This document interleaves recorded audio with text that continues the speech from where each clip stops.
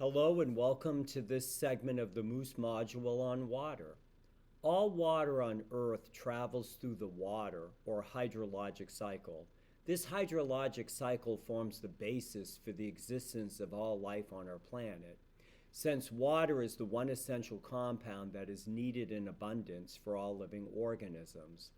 All terrestrial or land organisms require a dependable supply of fresh water in order to survive. Humans are mostly made up of water. We are surrounded by it. We consume it daily and even develop within it. It has been estimated that the average person consumes around 30,000 gallons of water during their lifetime.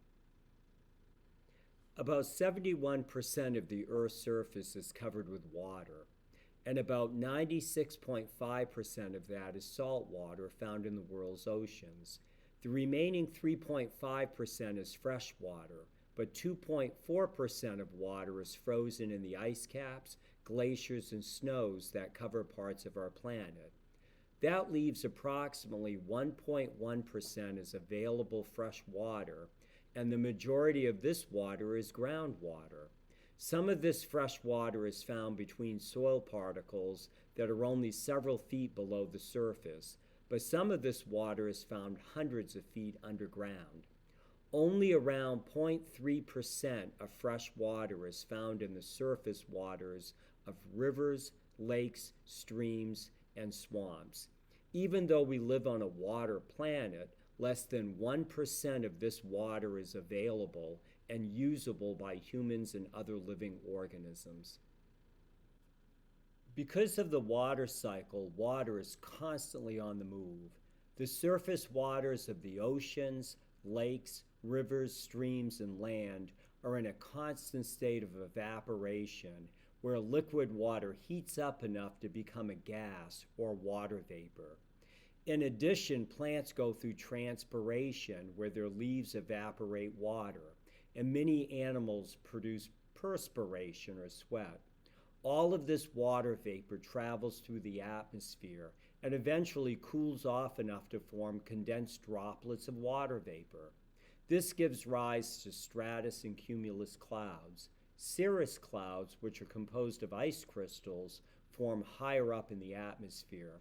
When the droplets of condensed water vapor coalesce or collect together into larger droplets, they become too heavy to stay aloft in the atmosphere and fall to Earth as precipitation. The average drop of water spends around 3,000 years in the ocean before it is evaporated, but only 9 days in the atmosphere before it falls back to Earth as rain. The water that falls onto the ground will percolate into the soil, forming groundwater, and some of it will form runoff that will flow into rivers, streams, and lakes. Water on our planet is constantly on the move, so the water that you drink actually came from many different sources or locations.